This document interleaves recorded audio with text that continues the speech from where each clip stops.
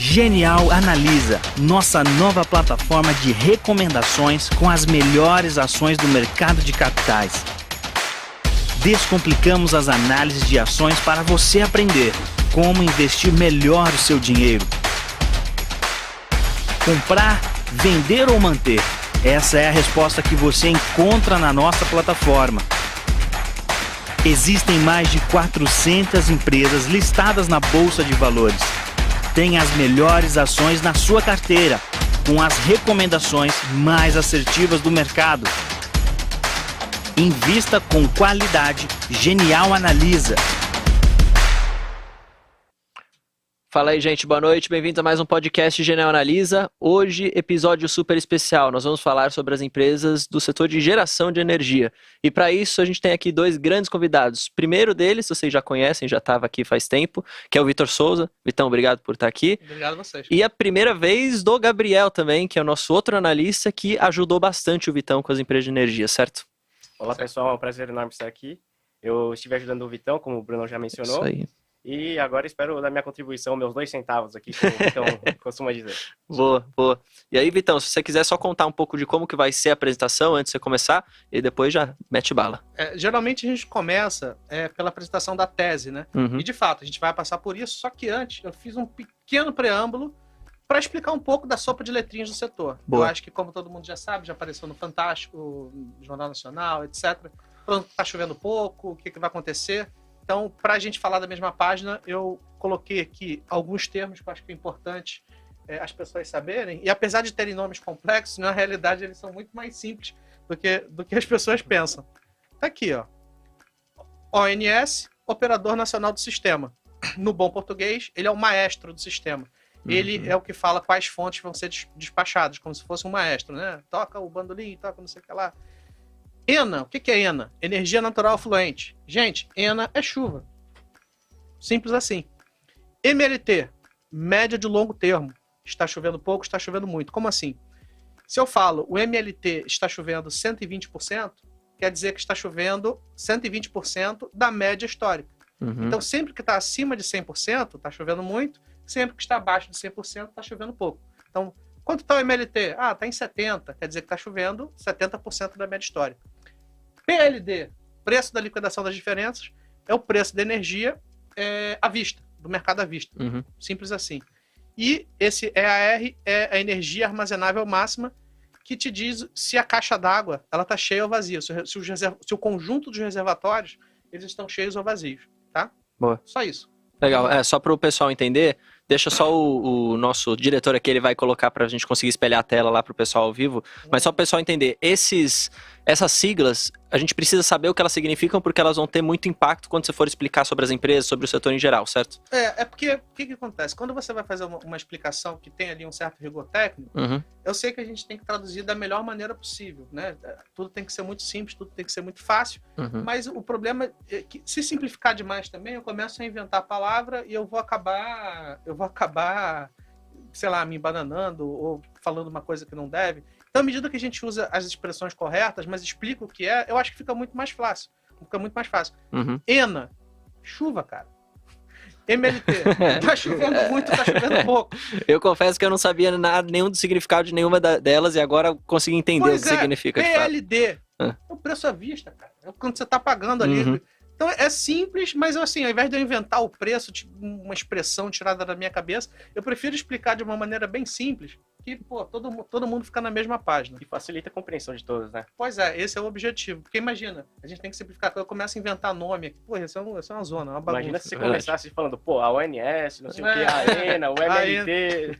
E uma coisa engraçada Sabe o que também é que, como eu imagino que muitos de vocês sejam acionistas da ENGIE, da STT, etc., S Brasil, desculpa, quando você lê o press release deles, ainda que vocês façam isso uma vez por trimestre, é bom você falar mais ou menos ali da mesma página, né? Então, ficamos aqui dessa maneira, tá? Uhum. Então, o que acontece? Para vocês entenderem o que está acontecendo, vocês têm que ter ali uma introdução de como mais ou menos o setor funciona, tá? E como isso impacta as empresas. Então, eu vou apresentar como o setor funciona, o problema, que eu já adianto que você chovendo muito ou chovendo pouco, as eventuais soluções que o sistema pode trazer e aí depois a gente chega na tese das empresas, tá bom? Boa. Você pode só fazer o seguinte, você pode só explicar a diferença, é que eu sei que para vocês vai parecer simples, mas às vezes o pessoal não entende. Quando fala de empresas de energia, por que a gente separa? Quais são os subsegmentos? Porque a gente tem transmissão, certo, geração e distribuição. O que basicamente cada um faz, né? Tá. Só para o pessoal entender. São três grandes subsetores, Uhum. tá? Primeiro é a geração. A energia ela tem que sair de algum ponto. Aqui no Brasil são principalmente hidrelétricas e termoelétricas, mas tem as biomassas, eólicas. Uhum. Essa é a geração. Essa geração ela está em um determinado ponto do país. Aqui, mais especificamente, as hidrelétricas elas estão mais ao centro do país. Só que os centros consumidores eles estão mais no litoral, mais próximos ao litoral. Então, essa energia que é produzida em algum ponto, ela precisa ser carregada. Então, para isso, você tem as linhas de transmissão. Uhum. Então, as linhas de transmissão, como eu já expliquei, são aqueles postes com aqueles grandes fios, né, que precisam levar a energia de um ponto ao outro. E por último, você tem as distribuidoras, que eu acho que é aquela que todo mundo imagina, que todo mundo conhece, porque é onde a gente paga a conta de luz. Então, aqui em São Paulo é Enel, lá no Rio você tem a Light, você tem a Ampla. Então, assim, você tem uma série de distribuidoras. Então, é mais ou menos essa. Então, assim, algumas empresas, elas resolvem se especializar. Tá? Então, a Taesa, ela só tem transmissão. Uhum. Então, já outras empresas são integradas. Principalmente as estatais, elas tendem a ser integradas. CEMIG, Copel, elas são... Integrada é o que faz tudo. Faz tudo. Uhum. Mas a Energias do Brasil também ela é integrada. Ela é privada, mas ela tem geração, transmissão e distribuição.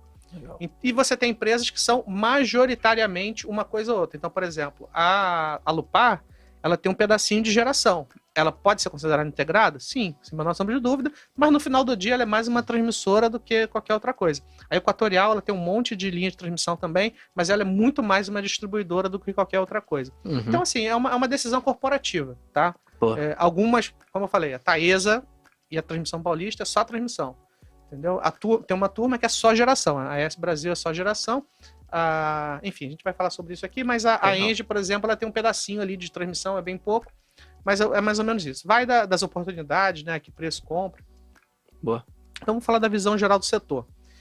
Vale lembrar que a minha tese, ela está no documento publicado, então, assim, 90% do que vocês vão ver aqui está lá no nosso início de cobertura do setor de geração, e aqui eu acho que é mais para funcionar como uma fonte de apoio, tá? Então, como é que funciona o negócio? O negócio funciona através de leilões. Você tem uma hidrelétrica, você vende essa capacidade via leilões regulados ou consumidores livres. Os leilões regulados são aqueles que são vendidos para as distribuidoras de energia elétrica. Então, sempre que se fala mercado regulado, é o mercado das distribuidoras de energia elétrica, que no limite somos nós. Uhum. Tá? O mercado livre é para os consumidores livres. São consumidores que têm um determinado grau de consumo. Então, grandes shopping centers, indústria, etc. Normalmente empresa, né? Empresa, exatamente. Uhum. Então, você tem dois grandes mercados e cada um ali tem uma característica na hora de vender a sua capacidade. A capacidade instalada ela é majoritariamente hidráulica. A grande vocação brasileira é de hidrelétricas. Uhum. Tá?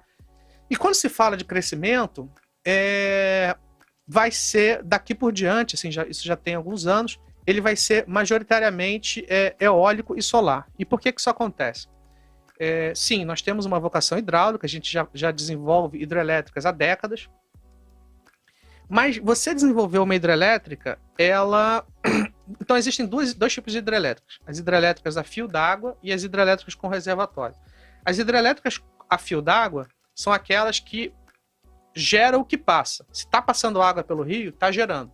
Quando não está passando água pelo rio, não está gerando. Uhum. As hidrelétricas com reservatório são aquelas que precisam alagar uma grande área, tá? Então tem impacto ambiental e etc e tal, e elas conseguem regular a oferta. Por quê? Porque o reservatório ele funciona como se fosse uma bateria, entendeu? Se você precisa de uma determinada quantidade de energia no determinado horário, em uma determinada potência, uma hidrelétrica consegue fazer isso. Uma usina a fio d'água não consegue. Abre mais, não? Reservatório ou menos? Exatamente. Então, o que é importante? O que aconteceu? Principalmente ali no final dos anos 90, houve a aprovação de um novo marco. O que acontece? Os militares, lá na época da ditadura, eles sentaram a mão em fazer hidrelétrica. Uhum. E eles conseguiam fazer isso porque eles eram... eles não tinham o Ministério Público no cangote deles, entendeu? Eles podiam fazer, enfim, transparência baixa, etc. Então, quando você tem a redemocratização, existe um empoderamento dos órgãos de controle, né, do Brasil. Então, a possibilidade de você desenvolver uma hidrelétrica com reservatório, ele se tornou muito mais difícil. Se eu não me engano, a última hidrelétrica com reservatório que entrou em operação no Brasil foi no final dos anos 90. Então, desde então, as outras hidrelétricas que entraram depois, Belo Monte, Giral, Santo Antônio, elas são a fio d'água. Então, assim, apesar de elas serem bem grandes, assim, elas não têm a capacidade de regular a oferta. Entendeu? Então, isso é importante, inclusive por causa da crise hídrica que a gente está passando agora. Só um adendo, essas usinas que têm reservatório, elas podem ser consideradas perenes, nesse caso.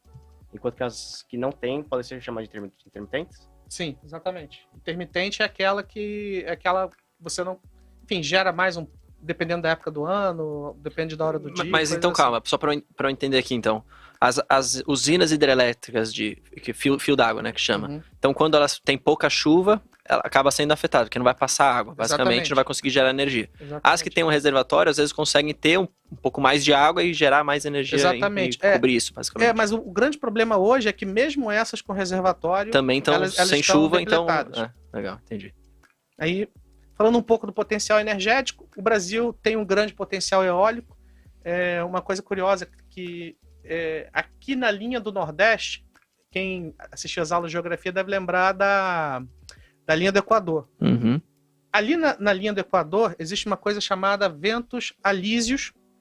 Em inglês, ele tem um nome bem curioso, que se chama trade winds. Trade, em inglês, é comércio.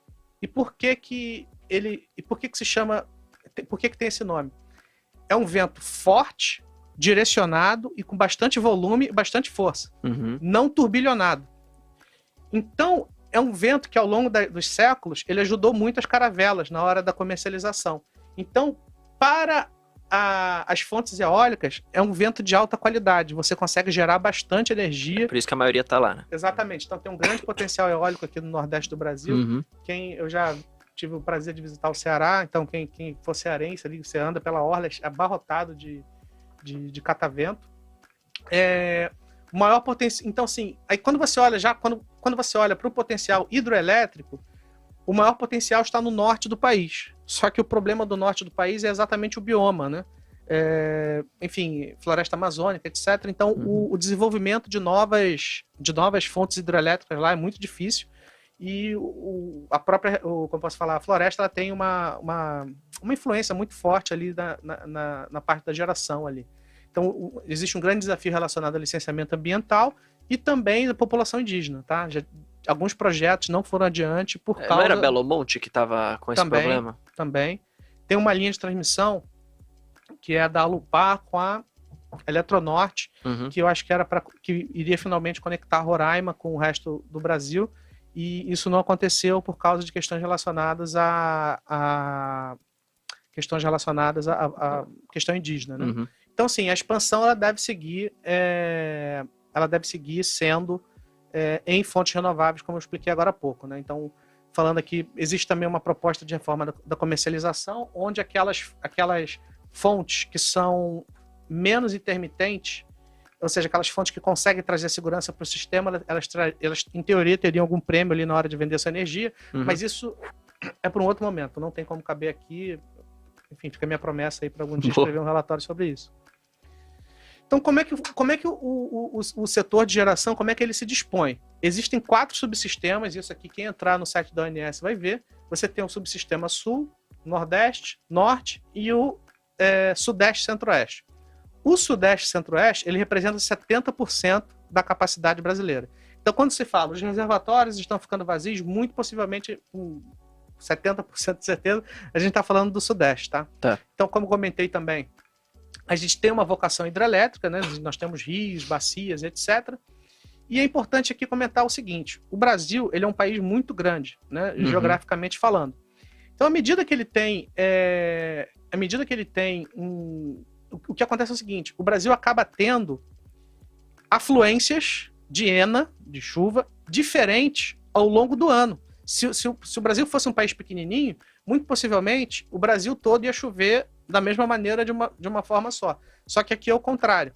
Então, no sul-sudeste chove muito entre dezembro e março, que é o que a gente chama de período chuvoso, enquanto que no norte é o contrário. Enquanto que ao longo do ano existe isso muda, tá? Então, quem faz essa coordenação de que fontes você pode explorar, de que fontes podem ser despachadas de acordo com o momento da chuva, com disponibilidade, etc., é a ONS, é o Operador Nacional do Sistema, que, como eu comentei agora há pouco, eles são o maestro, né? Eles coordenam a geração de energia aqui no Brasil.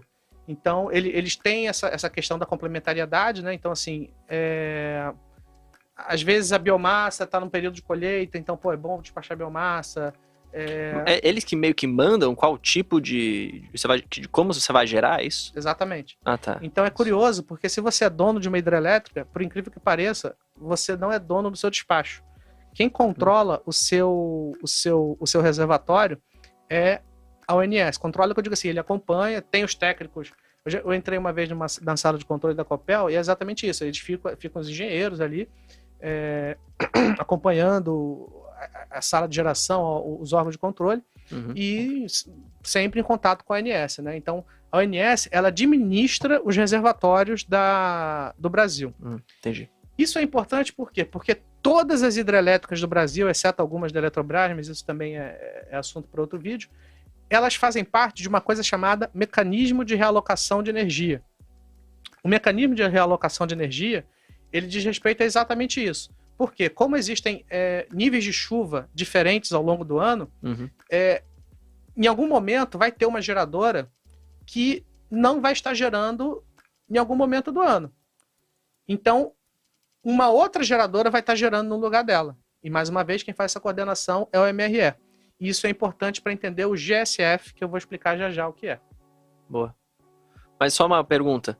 Quando uma geradora não está gerando, a outra está gerando meio que a capacidade que essa que não está gerando deveria gerar, para dar para o Brasil inteiro.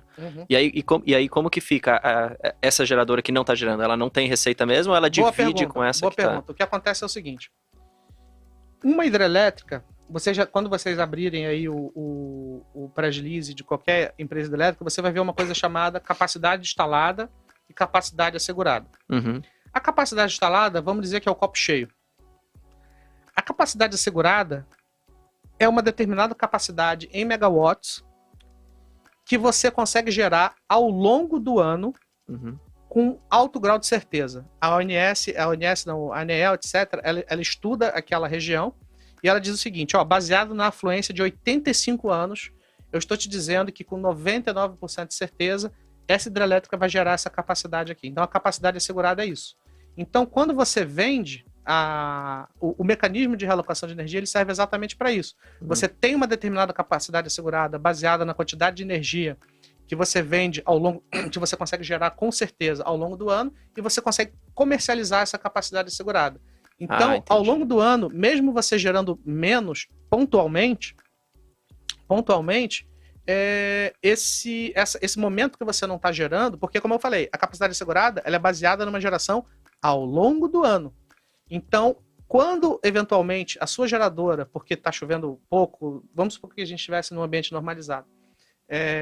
Então, assim, ela vende aquela capacidade assegurada, mas quando ela não está gerando, uma outra geradora vai estar gerando no lugar. E quem faz essa coordenação é a ONS. Um outro ponto também é o seguinte, ao longo de um mesmo rio, você tem várias hidrelétricas. Então, a água que vem do ponto A ao ponto B ao ponto C é a mesma. Então, essas usinas em cascata, esse é o termo correto, quem faz essa coordenação também é o ONS. Então a receita ela vem sobre a capacidade assegurada, basicamente? Exatamente. Tá. Capacidade assegurada, vezes 365 dias, vezes 24 horas, vezes o preço que ela conseguir colocar a energia dela. É mais ou menos assim que funciona a receita. Só uma observação, quando esses dois conceitos de capacidade assegurada e a capacidade instalada, ela é muito... as pessoas costumam confundir bastante. Então, eu gosto de pensar da seguinte maneira. A capacidade instalada, ela se refere à produção em capacidades ideais. O que não é o caso em 100% das vezes, que a gente está assumindo condições que a gente não veria na realidade. Então, quando a gente traz isso para a realidade, a gente obtém a capacidade assegurada, que é justamente o que o Vitão está falando aqui. Exatamente. Boa. E o que acontece? Eu vou fazendo essas perguntas para vocês como mais leigo, porque eu realmente sou leigo no setor. É porque se eu não explicar isso aqui, vocês não vão entender o que é GSF, vocês não vão entender como isso impacta no fundamento das empresas, tá? Uhum. Então, o que acontece? Como eu expliquei, a ONS ela é o maestro do setor. Então, olha que curioso. Uma das coisas que a gente aprende quando você está no setor de energia é o seguinte. A energia mais cara de todas é aquela que você não produz. Então, não existe. A energia mais cara de todas é quando você não consegue. Você quer comprar energia, mas você não consegue. Então, assim, você paga. Então, o que acontece? Uma hidrelétrica, quando ela está vazia, cara, é o caos. Por quê? Porque você não consegue comprar chuva. É verdade. Se a energia, se a hidrelétrica está depletada, você não consegue comprar chuva. E isso é o caos. Então, o Brasil ele tem um modelo hidrotérmico. Tá? O que é um modelo? É um modelo hidrotérmico de despacho centralizado. Centralizado porque quem decide quem vai despachar o que vai ser o ONS. Então, é o seguinte, como você não consegue comprar água, mas você consegue comprar carvão, óleo diesel e gás natural, que é o caso das termoelétricas, a ONS ela passa por um dilema, onde ela precisa coordenar a geração térmica com a hidrelétrica, descobrir uma proporção ideal entre elas, de tal maneira que o preço futuro seja mínimo para o consumidor. E por que o futuro? Porque o presente é muito fácil. Ela pode despachar o quanto de hidrelétrica ela quiser. O preço vai lá para baixo. A hidrelétrica ela tem um custo barato, tá? E é não poluente.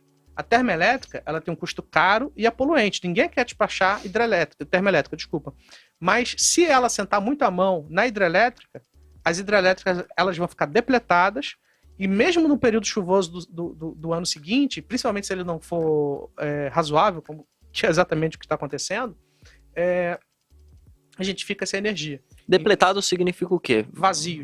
Vazio, tá. Se ela, basicamente, despachar é usar, é fazer com que elas gerem. Exatamente. Então, se ela faz muita hidrelétrica ser usada para gerar energia, você diminui os reservatórios, basicamente. Exatamente. Tá. E como você não consegue comprar chuva, tá. Caos. E aí no curto prazo é bom, porque você vai ter muita energia barata sendo gerada, só que aí você tem um médio e longo prazo pior, basicamente. Exatamente. Tá. Então a chuva no Brasil ela funciona como se fosse uma safra. Você tem safras boas e safras ruins.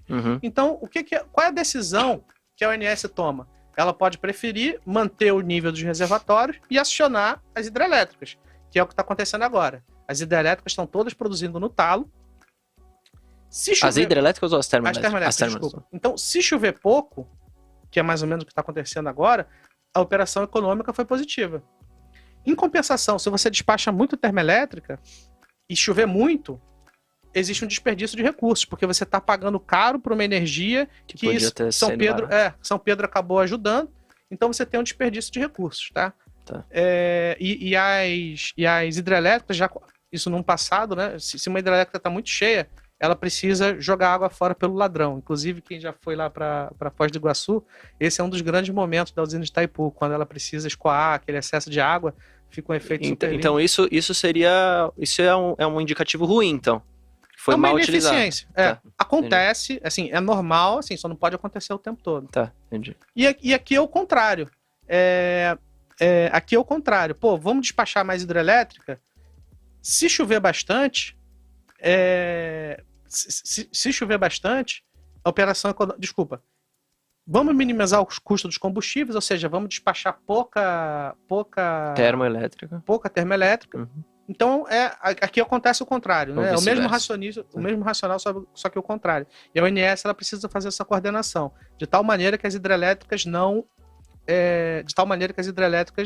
sejam depletadas, não fiquem esvaziadas. E é curioso que, como desde o final dos anos 90 a gente não faz mais hidrelétrica, você tem cada vez mais a entrada de fontes intermitentes, fontes que não geram energia o tempo todo de maneira constante, e isso aumentou muito a complexidade da geração do Brasil. Então você tem uma oferta razoavelmente estável de fontes flexíveis e um aumento da oferta de fontes intermitentes. Então a coordenação disso aqui foi ficando cada vez mais complexa ao longo do tempo, mas isso também é motivo... Hoje em dia a gente está mais ou menos no nível que ele está despachando mais termoelétrico? Exatamente. Tá. Tá. A termoelétrica está no talo. Tá. Acionar a termoelétrica e está chovendo Tá pouco. chovendo pouco. Então, Que é a segunda linha, só o gente... pessoal que está vendo, ele não consegue ver seu dedo. A operação econômica tem sido positiva. Ah, boa. A gente paga mais caro pela energia, isso é triste, ninguém gosta, eu não gosto. Mas eu prefiro pagar um pouco mais caro do que não ter energia. Uhum. Tá? Até porque se não tem energia, não tem fábrica, não tem emprego, não tem hospital, Verdade. não tem nada. Então, os preços de longo prazo, os preços de curto prazo, desculpa, eles são determinados, que é o PLD, que eu expliquei agora há pouco, o preço à vista, ele não é oferta e demanda. Ele é determinado por um robô, por um modelo estocástico. Existem 2 programas do New Wave Decamp, que eles fazem ali 1 milhão de cálculos com 1 milhão de cenários e eles cospem o preço. Então, o que acontece? Como é que funciona o dilema da ONS? Energia natural fluente, chuva, nível dos reservatórios, demanda e capacidade de transmissão. Se chove, se chove pouco, os níveis dos reservatórios estão baixos, a demanda está alta e a capacidade de transmissão é limitada, os preços da energia vão subir. Uhum. Enquanto que o contrário é o contrário, né? Se está chovendo muito, os níveis de reservatórios estão altos, a demanda está baixa e tem muita transmissão disponível, os preços vão cair. Infelizmente, a gente está mais próximo aos preços subindo. Agora você explicou que não é o acaso do porquê que a energia está subindo. Não. Justamente por esses fatores. Exatamente, porque as termoelétricas são mais caras, elas são despachadas, então vocês que têm aquela conta de luz com a bandeira vermelha, a bandeira amarela, é exatamente isso, gente. A gente está pagando o despacho das termoelétricas. É triste, mas pensa que é, em teoria, por uma causa maior. Então, assim, o preço de curto prazo ele é determinado pelos modelos da ANS. Os preços de longo prazo, que é o leilão regulado e o leilão livre, ele é determinado por oferta e demanda estrutural. E eu já vou mostrar como é que isso aqui funciona. E quando a gente fala de valuation, a gente olha mais para o preço de longo prazo. A grande tendência das empresas, em condições normais, temperatura e pressão, é se contratar o máximo possível, claro, aos melhores preços possíveis. Uhum. Para ela vender energia, ela quer vender energia mais cara, né? Uma geradora. E só uma pergunta. Quando a gente está olhando para a valuation das empresas, quando você vai modelar isso, você faz diferentes cenários para calcular esse preço de longo prazo? A gente faz isso. Foi muito bom você perguntar pelo seguinte. Quando você abre o press release da empresa, ela te fornece um deck de preços, de quantidade, de volume e de preço que ela já está contratada. Então, quando você vai projetar isso, com essa parte da informação, você não discute. Você só coloca lá, tem 1.000 megawatts de capacidade assegurada, vendidas por 2 anos e meio, vamos supor, Uhum. A R$163 o metro quadrado, o megawatt. Você coloca isso, porque isso aí já é um fato. Isso vai acontecer? Vai acontecer. Tá. Agora, a parte que ela não está contratada, a gente parte de uma premissa e eu vou explicar como é que a gente chega nessa premissa. E eu vou avisar para vocês que é muito fácil. O banco tem uma comercializadora de energia. A antiga Celera, agora tem outro nome. Enfim, a gente tem um braço de energia aqui dentro. Eu passo o telefone, ligo pro Sérgio. Sérgio, quanto é que tá a energia de 5 anos aí? E ele me fala. Aquilo ali é um preço da realidade. É o preço que ele está negociando ali naquele momento. Entendi. Tem mais informação sobre o preço ali no futuro. Então, eu parto. Então, no nosso início de cobertura, a gente colocou um preço de R$160 megawatt. Uhum. Eu posso antecipar que isso não tem mudado muito nos últimos anos e vocês vão entender por quê. Boa. Então, vamos lá. O que está acontecendo com as chuvas? Primeiro, você tem pouca chuva e segundo, que os reservatórios estão ficando vazios. No gráfico da esquerda, a gente tem a ENA, que é a chuva. A linha verde é a quantidade do reservatório agora em 2021. A linha azul é a média da década passada, tá? Entre 2011 e 2020. A linha cinza é a média de 2001 e 2010. Aquela linha preta, a última linha lá de baixo, ela é o ano de 2001, que foi o ano do racionamento. Vocês são muito jovens, tenho certeza que vocês não lembram do racionamento, mas eu era adolescente na época, eu sou um pouco mais velho, e eu posso afirmar para vocês que foi um porre. Você tinha que desligar a luz, foi um período bem complicado. Percebam como o nível dos reservatórios ele ficou bem baixo, e percebam também como agora essa linha verdinha ela está mais próxima ao nível de reservatórios aqui embaixo do que os níveis de reservatório das décadas passadas. Então, os reservatórios, sim, eles estão depletados, né? Assim, não... Você acha que tem um risco de racionamento que... Sim, se você fosse medir de 0 a 10, se você Para pudesse esse ano, falar não. isso. Para esse ano, não. Eu já vou explicar por quê também, mas essencialmente é o seguinte, em relação a 2001. Perceba que a gente está melhor do que 2001, mas a estrutura da oferta brasileira, ela também é melhor do que 2021, porque hoje as fontes hidrelétricas são na ordem de 60%. Em 2001, era 80%. Tá? Então a gente tem outras fontes nos ajudando agora. Para compensar. Para compensar. Além disso, a nossa malha de transmissão, ela é muito mais robusta agora do que no passado. Tá? Então, como eu comentei com vocês, o período chuvoso da caixa d'água do Brasil, que é da região sudeste e centro-oeste, ele começa em dezembro, vai de dezembro a março, mais ou menos, ou novembro, enfim. Então eu acho assim que vamos esperar para saber se ano que vem vai ter racionamento, entendeu? Mais ou menos esse o racional. E aí, só para pegar, o volume de chuvas, então, é algo que vai, e essas premissas, né, futuras de vai ter ou não racionamento, é o que vai afetar as cotações das ações das empresas de geração. E eu já vou explicar por quê. Eu vou explicar para vocês o que é o GSF. Boa. Então, desculpa, esse aqui é o volume de chuvas e a direita é o volume de reservatório, tá? Então, essa linha verde, perceba que elas estão mais próximas a essa linha, essa última linha mais escura, né, que foi o ano de 2001.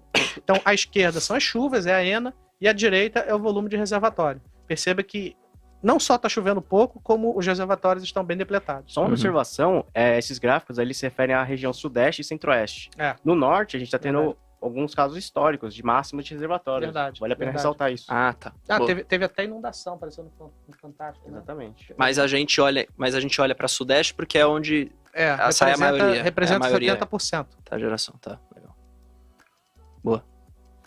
Então, o que é o GSF? O GSF, ele é um nome em inglês, Generating Scaling Factor. Você soma as capacidades asseguradas de todas as hidrelétricas no MRE, no Mecanismo de Realocação de Energia. Então, se o GSF está em 90%, quer dizer que todas as hidrelétricas estão gerando 90% das suas capacidades asseguradas. Mas você deve lembrar que as capacidades asseguradas, elas são baseadas nas afluências de 85 anos. Então está chovendo abaixo dessas médias históricas de 85 anos e que as hidrelétricas foram construídas, digamos assim. Então perceba... Calma, o ideal então é o GSF estar acima de 100. Exatamente. Tá. Então essa curva aqui, isso aqui todo mês vai mudar. Todo mês muda, tá? Então isso aqui é uma curva de expectativa da Câmara de Comercialização de Energia Elétrica em abril. Onde tem um Ezinho ali embaixo é expected, né? De esperado. Então, o GSF, ele vai ficar... Aí aqui tem... Acho que esse gráfico aqui tá mais fácil. Isso aqui é o GSF esperado ao longo do ano. E aqui é o GSF histórico desde 2018 até 2021. Então, perceba que na realidade, tá chovendo pouco no Brasil, não é de agora. Tá? Então, desde 2018, até mais, na realidade, eu acho que desde 2015, o GSF tem ficado na casa dos 80 e poucos %. Tá? Então, você vai ver que em 2021, o GSF esperado para esse ano, ele é abaixo do que foi nos anos anteriores. Então, as hidrelétricas brasileiras, no grande contexto, eles estão gerando abaixo da média. Então, infelizmente, é uma coisa meio parecida assim, o justo paga pelo pecador. Porque se você tem uma hidrelétrica muito boa, cheia de água, não interessa, você vai entrar nessa repartição do déficit hidrológico, tá? Tá. Mas aí só uma pergunta. Então, a gente está vendo, por exemplo, o GSF diminuindo de ano após ano ali, só que, na verdade, a gente deveria ter esse indicador mais alto. E aí, qual que é a nossa saída para isso, por exemplo? Para fazer mais termoelétrico? Tem no final. Tá, você vai falar? Eu tô tentando adiantar porque eu tô tendo as perguntas aqui na minha cabeça. Faz sentido. E só para uma descontração aqui, a gente falou que em 2001 você falou que era adolescente e tal, eu tinha quase acabado de nascer e o cara falou aqui, pô, vocês são muito crianças. Eu tava na faculdade em 2001. Eu entrei em 2004.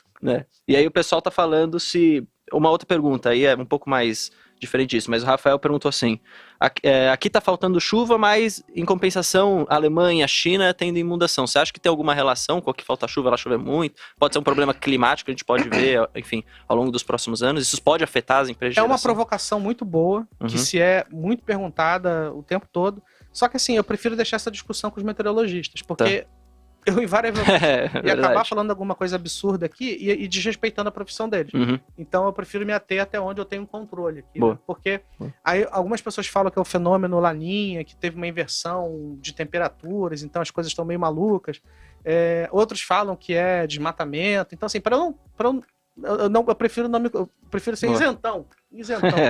É que ele perguntou aqui, acho que foi 2 vezes já, por isso que eu falei. Mas então, faz assim, sentido a pergunta. Faz sentido, mas assim, indústrias complexas, ela é composta por uma série de profissionais. Você tem advogados da energia, você tem economistas, você tem meteorologistas, então é uma área muito complexa. Então, assim, para não invadir a área de algum colega, eu prefiro não me manifestar, porque eu nunca li nada que traga algum consenso muito claro.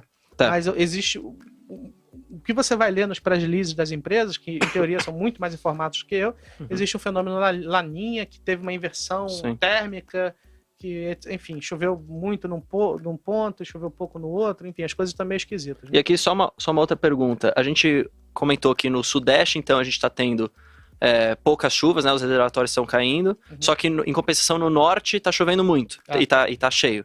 Aí o Alcides perguntou aqui, existe alguma possibilidade de transferência da energia da região Norte para o Sudeste para atender essa demanda que hoje está, enfim, mais cara agora, porque a gente teve que Existe, e aqui a gente volta para esse gráfico aqui, ó.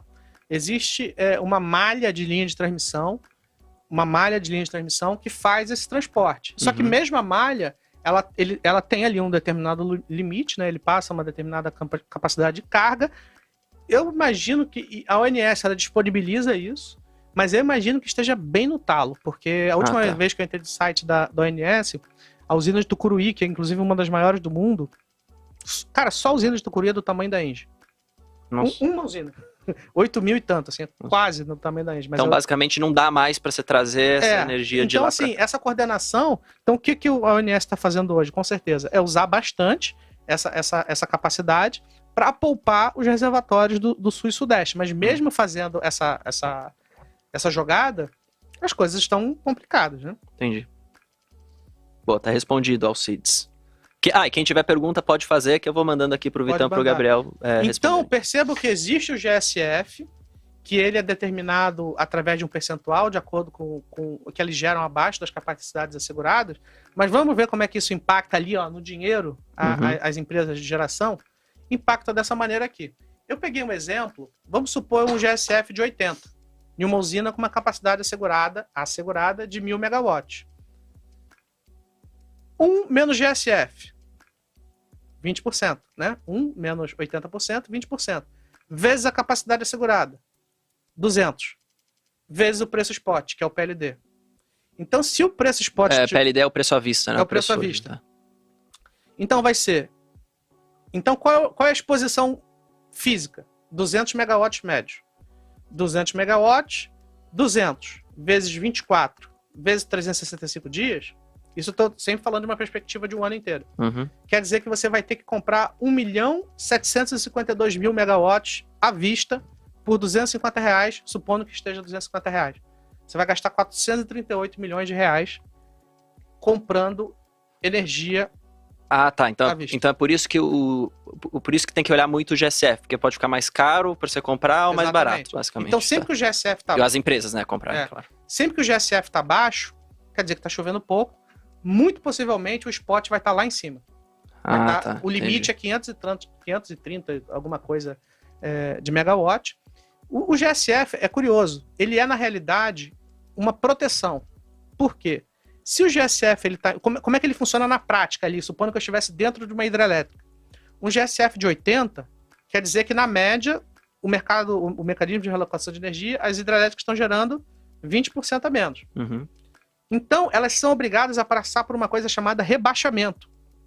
Quer dizer que elas são obrigadas, mesmo as que não estão fazendo nada, a reduzir nesses 20% a sua capacidade de geração.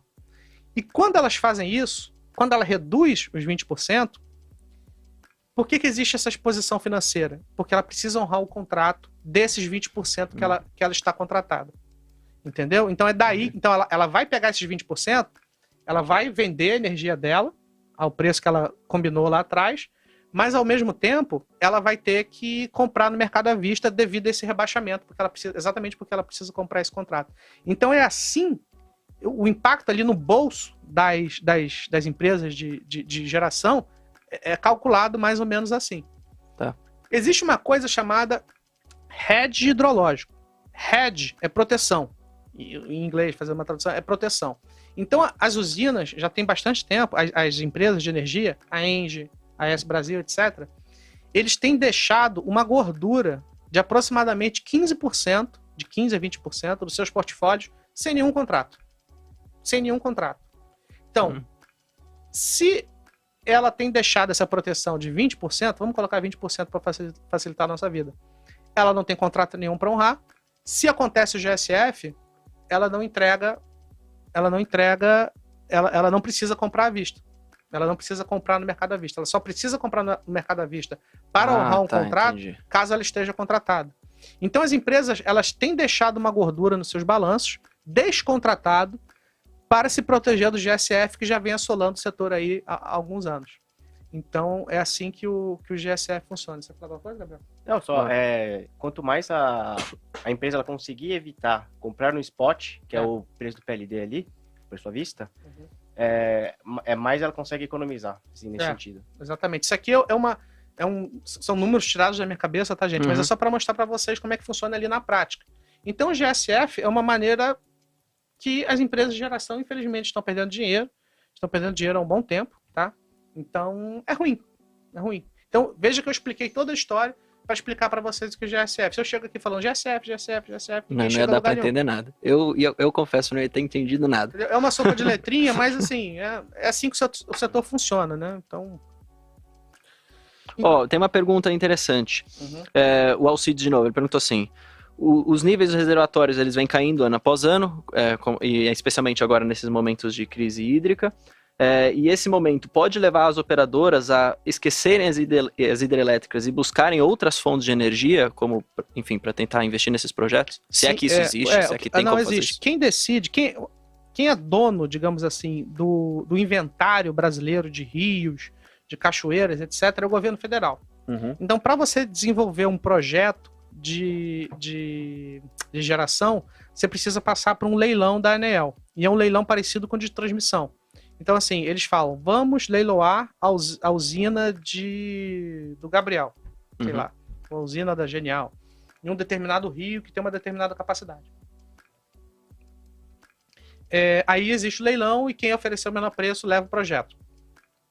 Só que, desde daquela época que eu falei, desde o final dos anos 90, o que tem sido leiloado foram hidrelétricas sem reservatório.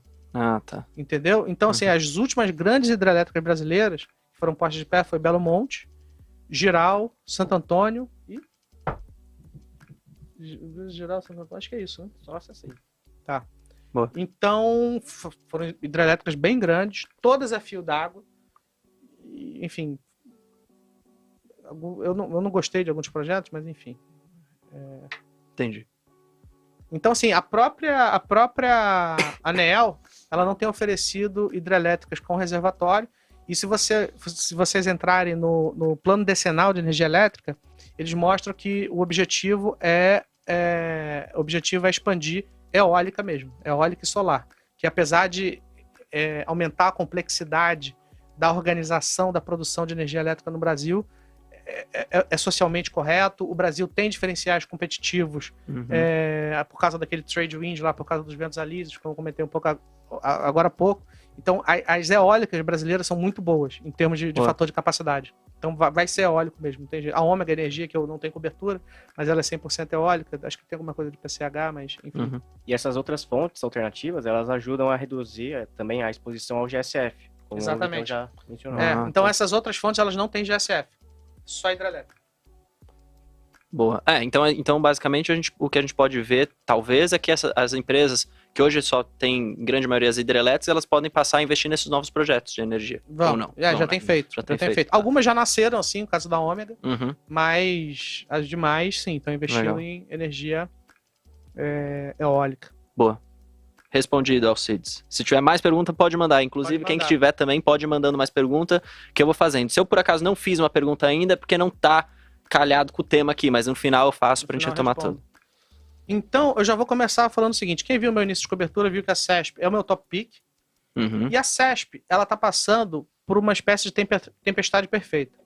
Por quê? Primeiro, ela é monoativo. Ela tem uma única hidrelétrica de 1.000 e tantos megawatts, Porto Primavera. Então, ela só tem um ativo que é 100% hidrelétrico. Então, a ENGIE, ela já tem alguma coisa de termoelétrica e de eólica. Então, quando você pega a capacidade instalada delas, a CESP, ela só tem um ativo. A ENGIE, ela tem outros que ela consegue ali se diversificar e se proteger do GSF, e a AES Brasil, ela está mais ou menos no mesmo patamar. E o que eu não coloquei aqui enquanto capacidade instalada, porque não fazia muito sentido, é que ela também tem ativos de gás, então parte do EBITDA dela, não do EBITDA, mas vou falar do lucro, porque ela acaba entrando como equivalência patrimonial, mas não é tão exposto assim ao GSF, enquanto que a CESP, ela tá ali, ó, de peito aberto. Então, uma segunda... Mas não é um risco isso? Mas o que acontece? Mas se é o que você tem, o que você vai fazer? Ah, tá. Entendeu? Entendi. Mas assim, e a CESP... Só tem uma mesmo, né? E a CESP, ela foi privatizada em 2018. Entendeu? Antes ela era estatal. Ela só tinha hidrelétrica, etc. Então, assim, a nova turma que tá lá agora, entrou tem 2 anos. E tá fazendo um trabalho maravilhoso. Mas aqui entra uma outra questão que também tá lá no nosso início de cobertura. O quão contratada estão as empresas em relação às suas capacidades asseguradas. Vamos olhar aqui para os gráficos daqui de baixo. Percebam que a AES ela tem um grau de contratação de 83% e a ENGIE tem um grau de contratação de 88%. Então, vocês devem lembrar que eu disse que as empresas elas tendem a ter o hedge hidrológico, né? A se protegerem financeiramente da exposição ao GSF. Então, perceba que elas estão defendidas ali em 83% e 88%. E a CESP está em 117%. Por quê? Porque eles são muito irresponsáveis? Não, são contratos antigos que foram carregados desde a época que elas eram estatais. Então a CESP estatal, elas... Então calma, ele está contratado aqui para mais do que a capacidade assegurada, que é aquela com base nos 85 anos de histórico e tal. Exatamente. E aí, mas isso é mais arriscado. Mais arriscado. Tá. Entendi. Então, esse contrato aqui, esse nível de contratação, ele ocorreu quando ela era estatal. E aqui eu vou abrir um parênteses. Acho que deve ter um mês, mais ou menos, umas 3 semanas, nós fizemos uma longa entrevista com o CEO da CESP, o Mário Bertoncini. Inclusive está no canal aqui da Genial. Está no canal da Genial, e a gente aborda exatamente isso. Para o ano de 2021, esses 17%, eles já estão fechados, eles já conseguiram comprar energia a R$250 o megawatt. Então, esse ano, ela não vai gerar o potencial dela em termos de EBITDA, porque ela está comprando ali uma energia mais cara do que ela está vendendo na média. E para 2021, percebam que esse grau de contratação já cai um pouco. Então, dependendo de como for o GSF, vamos supor que o GSF fique em 100%, ou seja, está tudo normalizado, ela vai entregar EBITDA full. Tá. Eu não acho que isso vai acontecer, mas tudo bem. Então, o grau de contratação dela já cai. Ainda fica em níveis elevados para 2022. Mas aí entra nessa questão, né? Ela ainda não fechou. Vamos supor que seja de 80% do GSF em 2022. Vai ter 20% ali que ela vai precisar comprar no mercado spot, porque ela vai estar bem contratada ainda, enquanto que a ENGIE e a SGT, elas vão passar batidas. Então, assim, vai ter que... Se for 20%, é 6%. Tem um impacto, entendeu? Mas é bem mais limitado, mas perceba que elas são bem ligeiras, né? Então elas já se antecipam, elas já estão... Essa história já dura bastante tempo, então elas já têm feito isso com muita... Então o nível de contratação, quanto menor ele fica aqui, isso é que a empresa está menos arriscada em, por exemplo, ter que sofrer aqueles impactos financeiros do GSF. Exatamente. Tá, exatamente. Entendi. Então, se aqui tá 83, vamos olhar ali para esse Brasil, e o GSF for de 80, ela vai comprar só 3% na média. Ela tem outras maneiras de se proteger, mas ela vai ter que comprar 3% da sua capacidade, porque ela precisa honrar esses contratos ali dos 3%. Mas à medida que o GSF histórico tem ficado ali na casa dos 80 e tantos, eu acho uma boa proteção, tanto no caso da Engie quanto no caso da AES Brasil. Mas muito pouco também não é ruim? Isso aqui é o seguinte, em condições normais de temperatura e pressão, você lembra da primeira, quando eu falei como é que se modela, uma hidrelétrica? Uhum. Isso aqui, à medida que os anos vão passando, elas vão se contratando aqui para 2024, 2025. Com o deck de contratos que ela tem hoje, essa é a curva da contratação.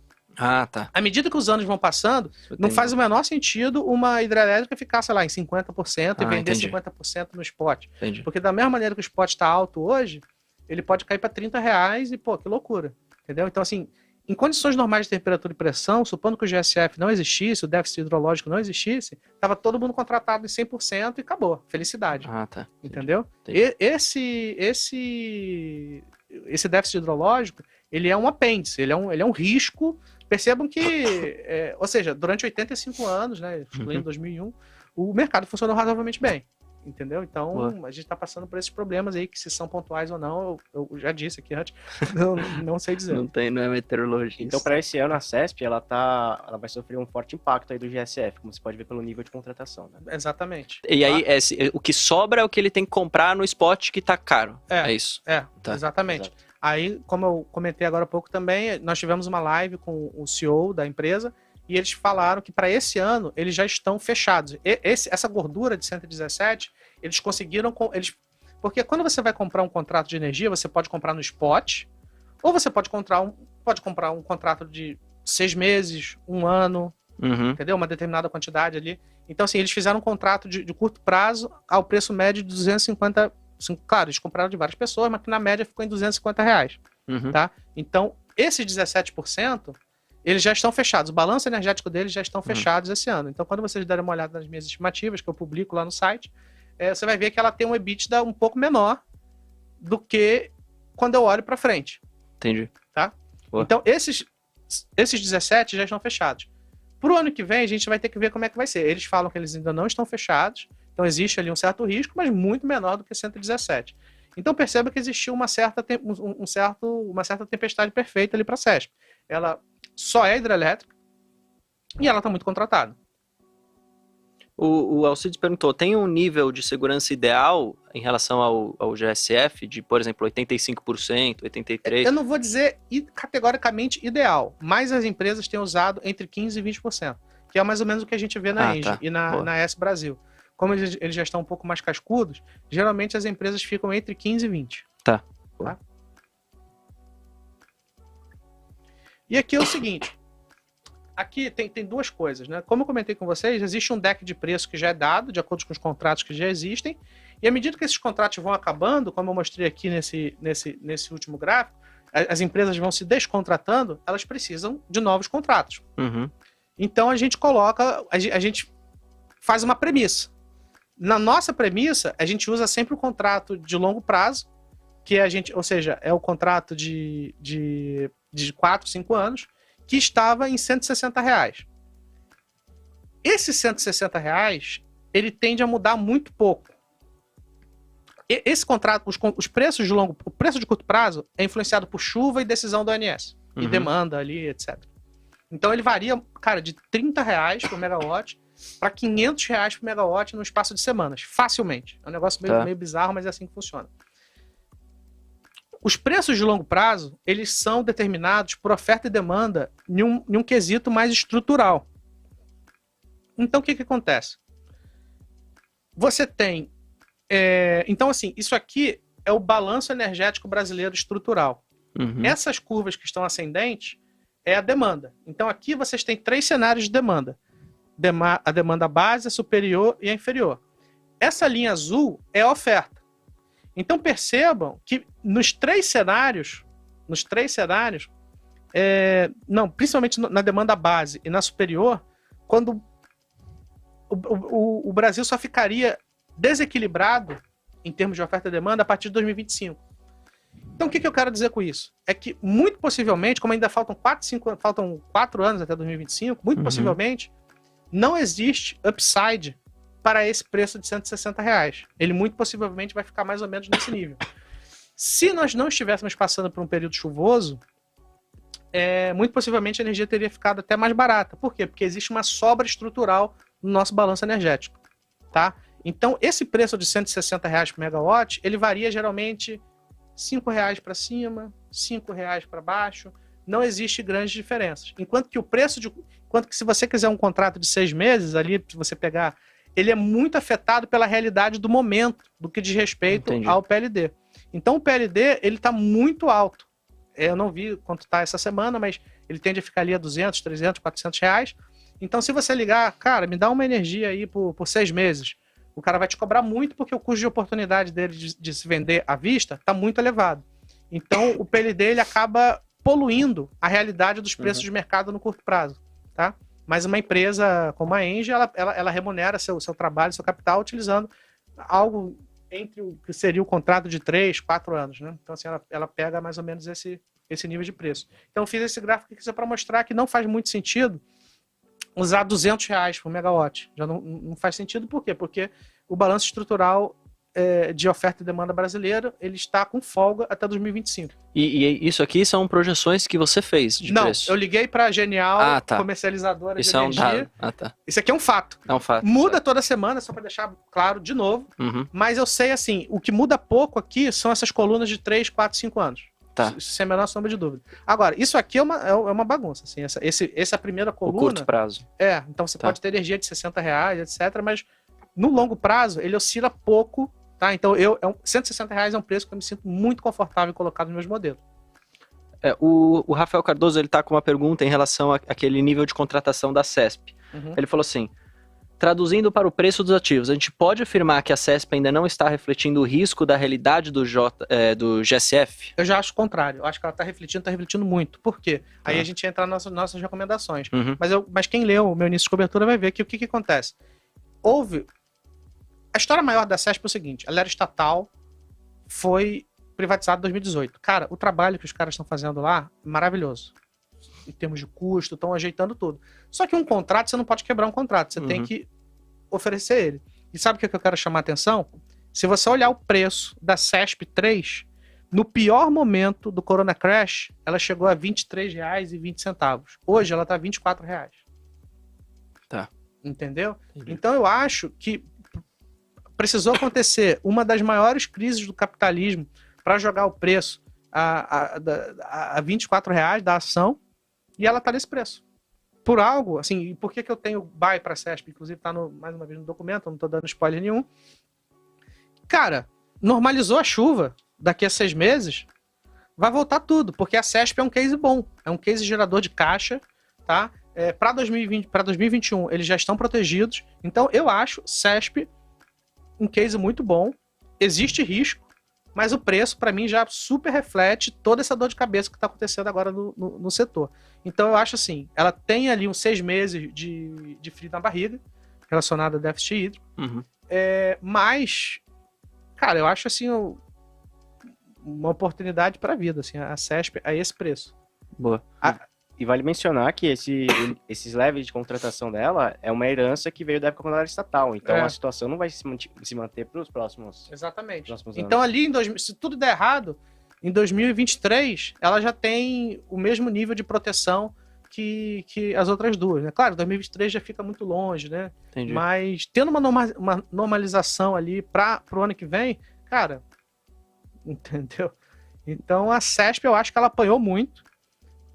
Por causa do GSF, por causa das poucas chuvas, e porque ela está muito contratada e porque ela só tem hidrelétrica. Então, assim, foi uma tempestade perfeita, mas a gestão, né, se fala muito de qualidade de pessoas, né, mas a gestão do grupo controlador, desde que eles entraram lá, tô achando muito bom. Só para fazer uma comparação aqui, ó, a gente vê que os preços estavam por volta de R$ 460 por megawatt-hora. E em comparação, que até que o Vitor falou, eles conseguiram fazer uma proteção pagando 250, entendeu? Verdade. Tá. E é um case de dividendo que eu não vejo muita gente falando. A galera só fala, caraca, dividendo, Engie, Taesa. Gente, tem outras empresas que também pagam dividendo. Inclusive, o CEO da empresa deu um spoiler de quanto eles vão pagar de dividendo. Então, dei uma olhada lá, e é uma empresa com dívida baixa. e que não está desenvolvendo nenhum projeto, tá? Legal. Então tem muita upside aí em termos de Tô dividendos. me convencendo aqui. Tô te falando. Tem só que é um case defensivo, né? Tá passando por problemas, mas é algo muito pontual. O Sérgio perguntou uma outra coisa da CESP aqui. Falou, Vitor, a usina de Porto Primavera terá uma revisão da capacidade pela ANEEL e ONS? Sim, esse é um dos riscos. A gente coloca isso também. Uhum. Mas assim, a capacidade... O que acontece? A gente pode trabalhar da seguinte maneira. Já houve uma revisão das capacidades, acho que tem 4 ou 5 anos. Calma, mas por que isso é um risco? Porque pode revisar para baixo? Revisar para baixo. E aí o que vai acontecer com a A empresa? capacidade instalada de 900 pode ir para 880, algo assim. Ah, tá. Entendeu? Então ela Entendi. perde capacidade de monetizar a sua geração. Ah, tá, entendi. Tá? Só que quando você olha ali, porque ela passou por essa revisão, ela perdeu alguns megawatts. Algumas empresas perderam megawatt, mas perderam, sei lá, 1 megawatt. Assim, é limitado a 5%. Uhum. Porque se as hidrelétricas estão gerando consistentemente abaixo das suas capacidades, é porque muito possivelmente aquela capacidade ela não é real. Então a ONS precisa revisar essa capacidade assegurada, e à medida que você revisa, se o GSF ele é calculado com o somatório de todas as capacidades asseguradas, e todas as capacidades asseguradas caem, é como se o GSF fosse sendo eliminado, tendo em vista uma menor capacidade assegurada de todas as hidrelétricas. Entendi. Entendeu? Então, sim, esse é um risco. No caso da CESP, ela tem gerado consistentemente acima da sua capacidade assegurada. Então, no olhômetro, eu acho que não faria tanto sentido você reduzir a capacidade, Fazer essa revisão para baixo. fazer essa revisão para baixo, porque nos últimos anos ela tem gerado acima da sua capacidade assegurada. Ah, tá. Então, se tem uma empresa que fica muito abaixo da capacidade assegurada, isso pode ser um indicativo que mas pode não revisar. Não é empresa, não? é ativo a ativo. Ah, tá bom, entendi. Entendeu? Então, se você tem 50... É que a CESP tem um só, no caso. Ah, tá. Se você tem Uma 50 hidrelétricas, tá. cada uma vai passar por uma revisão. Algumas, inclusive, são revisadas para cima. Ah, entendi. Pode ser que Boa. aconteça. Se eu não me engano, da última vez a Copel ganhou uma merrequinha em termos de megawatt. Boa, legal. E o que eu fiz aqui? Como a gente está falando de uma incerteza que diz respeito ao preço de longo prazo, as pessoas falam muito de margem de segurança, né? Então, assim, a gente faz aqui uma oscilação de quanto a empresa valeria em diferentes cenários do preço de longo prazo e com diferentes taxas de desconto. Ali é a taxa de desconto que a gente usa para descontar os fluxos em termos reais, tá? Já descontado da inflação. Então, perceba que o pior cenário é aquele inferior da esquerda. Entendeu? Então, assim, se o preço da energia de longo prazo cair para 140 megawatts e o custo de oportunidade, a taxa de desconto, praticamente dobrar em relação... Não digo dobrar, desculpa, mas subir 300 bips, 3 pontos percentuais, você ainda teria algum upside. No caso aqui de 20%. Ah, tá, entendi. Entendeu? A gente faz um cenário... Como eu uso no meu modelo R$160 de megawatt. Mas que é aquilo que você mostrou, que você ligou lá Exatamente. E falou. Tá. E se eles venderem por 170? Mas e se eles venderem por 150? É uma variável que eu não tenho controle, mas é que eu preciso modelar.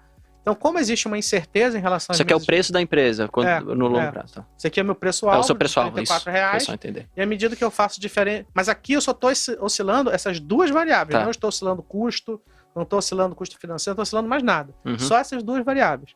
Então, o que eu quero mostrar é o seguinte. A CESP, ela aguenta muito desaforo. Tá? A impressão que eu tenho é que ela aguenta muito desaforo. Entendeu? Se o preço de longo prazo cair para 140 e o risco Brasil subir muito e as taxas de desconto ficarem maiores, ainda assim ela tem algum upside. Não faria sentido ela cair muito mais do que ela já caiu. Tá? Então, assim, vocês já devem ter ouvido falar na expressão, né? Margem de segurança. Então, eu acho que a CESP ela tem uma margem de segurança maravilhosa. Boa. A Engie é um case que desde o meu início de cobertura o papel caiu. Ele estava ali na casa dos R$41, chegou a 38 naquele furdúncio lá da época da imposto sobre dividendo, reforma tributária, etc. Então ela caiu bastante. Hoje ela está uns 39. A Engie eu acho um case barato. Não acho caro. Para a qualidade da empresa, pro que ela tem apresentado e tudo mais, eu acho que não é um case barato, mas eu prefiro o CESP. Tá? Então, assim... Porque a margem é melhor, basicamente? Não, ou uma das razões? Assim, quando a gente não é nem margem que a gente... margem de segurança. Margem de segurança, sim, isso. sim. Mas não é nem só a margem de segurança, é tudo, entendeu? Tá. Mas assim, quem tem CESP, eu acho que tem um bom negócio e tá um preço bom, quem quiser, eventual. Porque o que acontece? A CESP, como ela é um case mais arriscado, ela tem alguns ifs, ela tem alguns sis, né? Que é contratação, qual vai estar o preço do PLD, e também tem umas questões relacionadas a disputas judiciais, que a gente vai falar um pouco. Aí se você fala, cara, não quero saber de nada disso, Entendi. tudo bem, eu entendo, não vou te criticar. Boa. E a AS Brasil, ela tem uma margem muito mais limitada, tá? E a gente vai falar sobre as teses de cada uma delas agora. Eventuais soluções. A maior solução de todas é chover. Tem que chover. Dança da chuva, não sei, mas tem que chover. Não tem jeito, cara. Mas assim, pelo lado da oferta, tem que fazer novos projetos, né? Termoelétricas, né? O que é até um pouco anti-ESG, mas enfim, eu não conheço nenhuma importação de energia, melhorar a malha de transmissão. E, cara, ajuda São Pedro. Inclusive, esse é o nome do meu documento. Tem que chover. E pro lado da demanda, existe uma possibilidade de se cobrar a energia em preços diferentes ao longo do dia. Isso já existe, se chama tarifa branca. Algumas pessoas podem adotar. Mas é o seguinte, o pico de consumo do Brasil é às 7 horas da noite, que é quando todo mundo chega em casa, liga todos os eletrodomésticos, toma banho de chuveiro quente. Então o pico do consumo é às 7. Então, à medida que o sistema ele perdeu capacidade de flexibilização, porque não tem mais tantas hidrelétricas com reservatório, então faria muito sentido a energia ficar um pouco mais cara nesse momento para que você segurasse um pouco a onda. Lastro energia é basicamente precificar melhor a qualidade da energia vendida, tendo em vista características relacionadas à potência e flexibilidade. Mas isso aqui é discussão para outro momento, não adianta a gente falar agora. E uma outra coisa é aumentar o custo das bandeiras tarifárias. Eu sei que as pessoas vão ficar revoltadas, mas eu prefiro pagar mais caro hoje do que não ter energia ano que vem. Racionamento. Isso aí é um inferno. Perguntaram aqui, o Walter falou, e o risco regulatório? Sofri demais em 2012, 13 e 14. Tá, o risco... Tá, 2012... Muito possivelmente ele deve estar falando mais de 2014... 2012 foi. A Dilma, a presidente Dilma, ela soltou uma medida provisória que alterou por completo a maneira como era renovada as concessões. É curioso. Isso foi ruim para as empresas? Foi péssimo. Acho que isso aqui é um outro tema que vale outra apresentação aqui, e que não cabe aqui, mas o que eu acho que eu quero... responder em 2 minutos. Eu vou responder em menos de 2 minutos. É o seguinte, a MP 579, ela era uma janela aberta, uma janela de oportunidade aberta para o governo fazer bobagem. E fez. Por quê? Porque existiam concessões a serem renovadas. E o governo preferiu renovar isso da pior maneira possível. Hoje, eu não vejo nenhuma janela regulatória aberta. Tá? Não vejo nada que o governo precisa decidir ou qualquer coisa do tipo para afetar, dar uma martelada no setor bizarro como foi ali em 2012. Eu acho que o que você tem que se preocupar mais hoje é exatamente a questão do racionamento, né? Mas o racionamento é o seguinte, é São Pedro, cara, não é governo de esquerda, de direita, não interessa, entendeu? Não existe. Não vai ser a Dilma, ou o Bolsonaro, ou o Lula, enfim, aí qualquer um deles. Aí tem que acompanhar, mas aí, né? É isso, eu acho que você tem que ficar mais de olho, assim. Esse ano foi o pior ano em termos de chuva, acho que nos últimos 90 anos, a mídia tá alardeando bastante isso. Será que ano que vem vai ser o segundo pior? Seria muito azar, né, cara? Mas, sei lá, não sou meteorologista aqui, sempre tô deixando bem claro. Boa. Sobre a CESP é o seguinte, aqui eu já tem muita coisa que eu já comentei, né, que é a maior contratação de 2021 e ela é 100% hidrelétrica. Ela é monoativo, mas aqui entra uma primeira coisa. Quando a gente estima o nosso preço-alvo, ele é pautado, a gente faz a projeção da empresa do início ao fim. Eu falo geralmente... Da concessão. Geralmente as empresas, por exemplo, uma empresa de varejo, ela tem perpetuidade, né? Existe um cálculo ali da perpetuidade, etc. Energia elétrica não. Acabou a concessão, acabou a história. Empresa... Como se morresse a empresa. Exatamente. Mas aí o que acontece? Como ela tem um único ativo que acaba em 2049. As outras... a AS Brasil, ela tem, se não me engano, 70% da capacidade dela termina em 2030, era 2028, foi para 2030 por uma questão lá. E a Engie também, quando chega ali em 2030, ela começa a perder a concessão. Normal, faz parte do jogo. O papel da empresa é estar o tempo todo girando seu portfólio, no sentido de estar comprando concessões novas, estar participando de novos leilões. Tá? Então, a CESP, hoje, ela tem um único ativo. 100% da empresa acaba em 2049. Então, assim, Tem bastante tempo. E o que acontece aqui é o seguinte, opcionalidade. O que acontece? O que eu gosto na empresa? E detalhe, ela gera, em condições razoavelmente normalizadas, ela geraria mais de 10% de free cash flow yield, de fluxo de caixa livre, até o final da sua concessão. Quem compra hoje vai ter aí 28 anos de fluxo de caixa livre de mais de 10%. Desde que compre aí o preço que está hoje, né? Uhum. E aqui, isso aqui tudo, gente, é o que eu consigo ver. O que eu não consigo ver e que não está no preço? Os donos da CESP é a Votorantim Energia e um fundo de pensão canadense chamado CPI. Hoje ela é 100% privatizada. 100% privatizado. Mas é um fundo de pensão canadense. Uhum. E ela é monoativo. Ela tem um único ativo, que termina em 2049. Endividamento dela, se não me engano, 1,5 vezes dívida líquida EBITDA, sendo que um endividamento alto para o setor de energia seria algo em torno de 4. Uhum. Ela está 1,5 vezes, ou seja, ela está bem desalavancada. Então ela pode crescer, ela pode pagar dividendo, o que principalmente as vésperas... Ela já paga hoje bons dividendos ou ainda não? Sim. Olha o yield aqui. No primeiro ano de privatização, ela pagou 650 milhões. No segundo ano, ela pagou 850 milhões, que daria um dividend yield, eu acho que de uns 10%, mais ou menos, em relação ao preço de tela hoje. Uhum. Faria muito... Ela consegue pagar esses 850 milhões sem nenhum problema, mesmo com todo esse furdúncio aí na parte de GSF. Por quê? Porque ela não tem dívida e ela não tem projeto. Entendeu? Se eu não me engano, com esse EBITDA daí de 1 bi, cara, o CAPEX dela de manutenção, acho que é tipo 6 milhões de reais. Uhum.